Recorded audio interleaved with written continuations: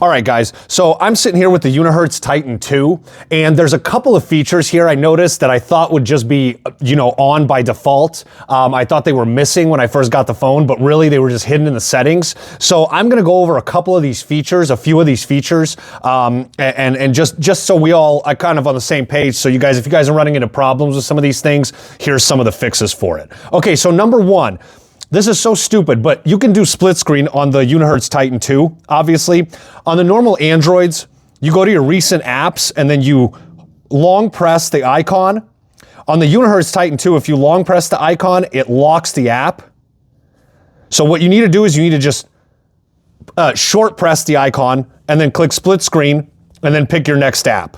And there you go. Now you have split screen. Now you have split screen apps, right? So that's an easy way to do it. That's a simple thing that I kept long pressing it. It was like, what the hell? Short press it, okay?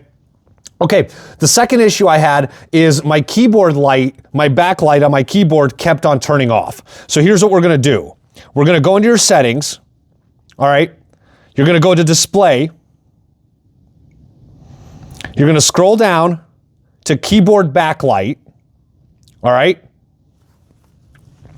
This automatic keyboard light is turned on. You're going to turn that off, okay? And you're going to set your keyboard backlight duration to same as screen timeout, okay?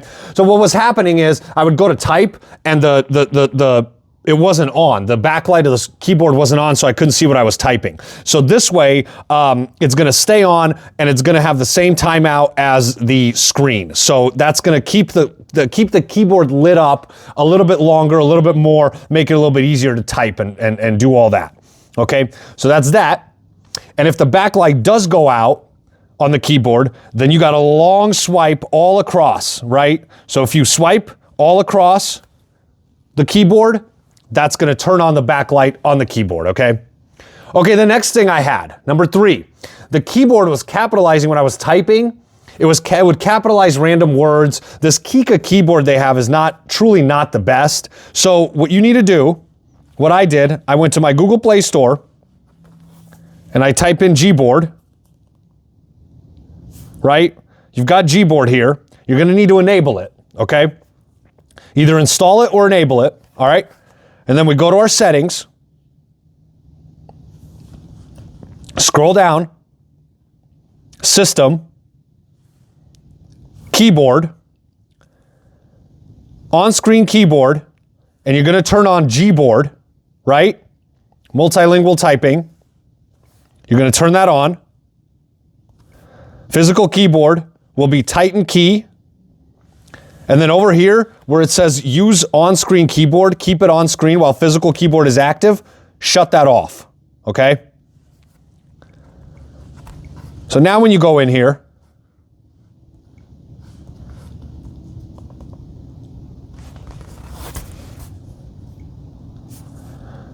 go to choose input method, okay? When you start typing, right here is a little keyboard icon. Choose input method. Put Gboard, okay? And there you go. Now you have the Gboard there. I think the predictive texting is better. I think the auto capitalization, stupid stuff that it does sometimes, the Gboard takes care of that. And then over here, you can click your settings and you can have switch to horizontal toolbar, or you can switch to a vertical toolbar where it's just a bubble that you're typing, and then all your settings are here. You can show emoji, show on-screen keyboard. I like the horizontal toolbar. So what I did is I switched it to Gboard, and I've had no problems. It made the keyboard a lot better. It truly did. So just do that, and you guys, I feel like you guys will have a better experience with the keyboard, okay? Okay, next, scroll with keyboard. This setting was turned off by default, so what you need to do is you need to go to Settings, scroll down, Gestures, Keyboard Gesture, Scroll Assistant, and this right here is going to be off, and you're just going to want to turn that on, all right? And over down here, you can select what apps use it for and what apps don't. So that's how you turn on Scroll Assistant. It does exist. At first I was like, man, this phone doesn't have Scroll Assistant. I wish it did like the Passport. It does. It exists, okay? So next thing I got is keyboard letter shortcuts. Here's how you get to them. Remember, so I've got set up U, click U, it opens UpNote, right? G opens my Gmail, right? M opens my maps, right? How do we do that? Easy.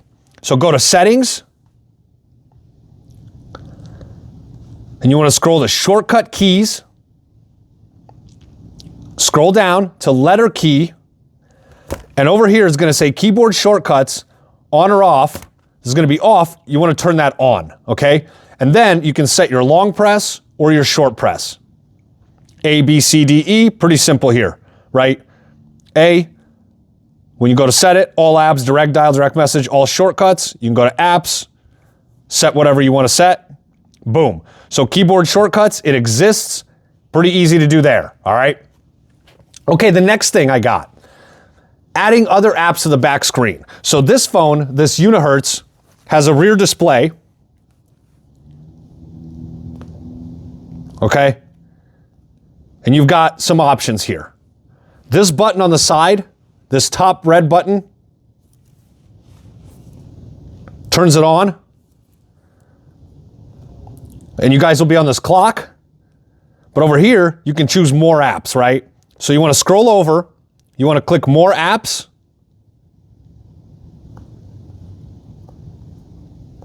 Okay? And you can use the other apps here.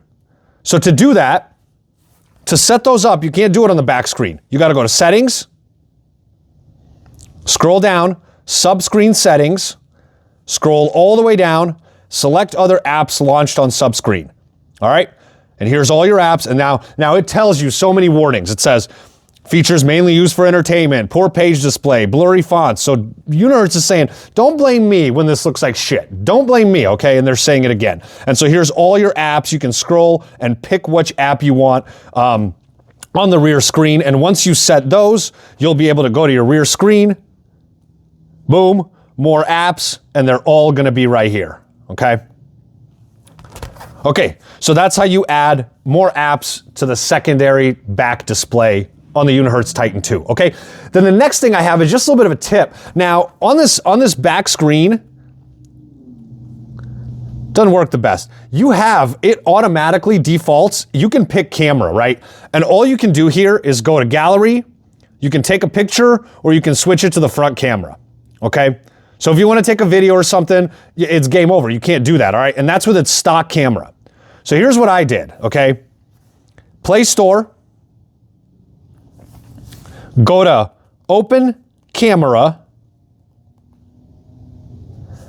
download this app called Open Camera by Mark Harmon right there, all right?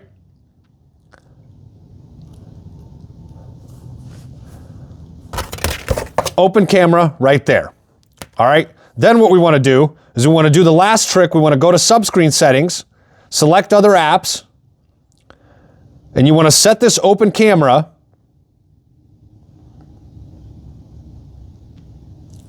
to open on the back screen, okay? So now you go to your back screen, scroll over, don't click this camera icon, go to more apps, scroll down. Now you've got your Open Camera, and you guys see here, I can take a photo, right? I can take a photo. I can also zoom.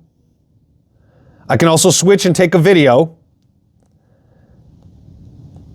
And I just have a lot more options than the stock camera. So what I would do, my advice, is to switch to an app called Open Camera on the Unihertz, and therefore that way you can use it on the back screen, you can use it on the front screen. It just gives you a little bit more options, okay? And the last and final thing I have to say is give this thing some time. So a few days, you guys, we all have been on the slabs for so long that a few days with this keyboard will make it a lot easier to use. You know, at first it does feel kind of weird typing on it. But I promise you the more you use it, you will get better at it. So just don't judge this phone too hard, all right? It's a phone with a keyboard. Give it some time, and the thing is gonna pay off for you, okay? So that's my last tip. All right, you guys, stay tuned. We're gonna have more videos.